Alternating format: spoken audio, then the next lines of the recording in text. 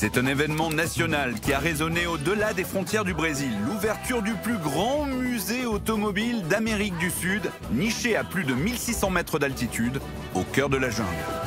Ce projet hors norme, initié par Luis Goshima et sa mère de cœur Donalia Maria Aguiar, retrace un siècle d'histoire automobile avec une scénographie inédite et des modèles iconiques.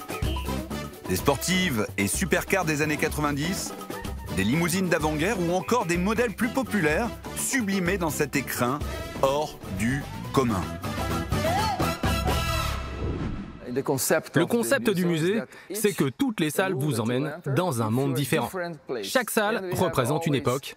Vous avez ces superbes voitures, bien sûr, mais aussi leur contexte historique, ainsi que les courants artistiques dans lesquels elles ont baigné. On comprend alors que tout communique ensemble, l'histoire, l'art et le design.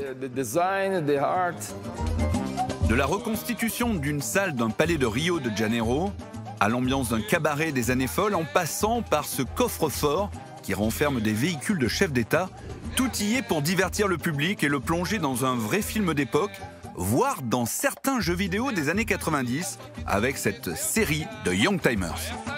Une M3, E36, Première génération, avec le moteur S50, 3 litres, 286 chevaux et une couleur qui est encore une fois très rare, souvent réservée au marché japonais ou américain, le blanc alpin. Alors celle-ci doit être visiblement un modèle 93 ou 94 parce qu'on a le volant sans airbag et la petite touche années 90 incroyable, l'ordinateur de bord 18 touches.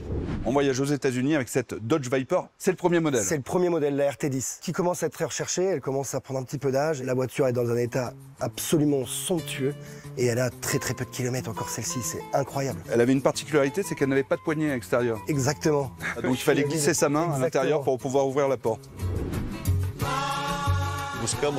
Nous recherchons des voitures avec des productions très limitées, des exemplaires avec des carrosseries spéciales, ou alors pour lesquels les gens ont beaucoup d'affection comme la coccinelle, qui est un peu notre 2 chevaux à nous, au Brésil.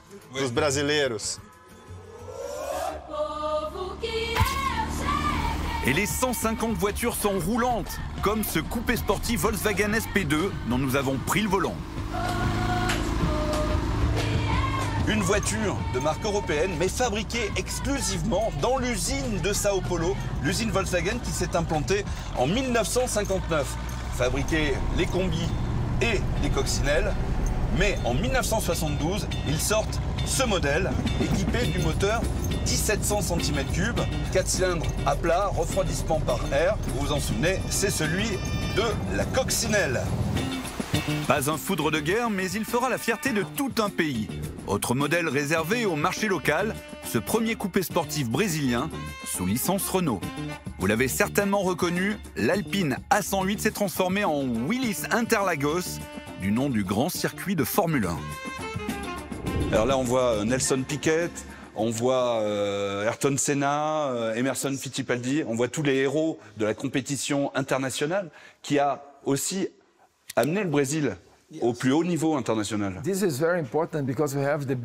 C'est très important parce que certains des plus grands champions de Formule 1 sont brésiliens, ce qui montre bien la passion au Brésil pour les voitures. C'est très important pour les gens de connaître cette histoire et d'en faire des exemples pour les enfants. Qu'ils puissent avoir des modèles de persévérance, d'ambition. Il faut leur montrer la bonne voie à suivre.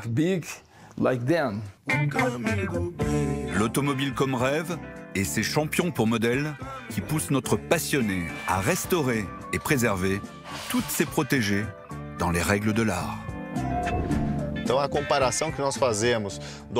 Nous comparons parfois nos voitures de collection à nos aînés, car on leur propose une véritable remise en forme.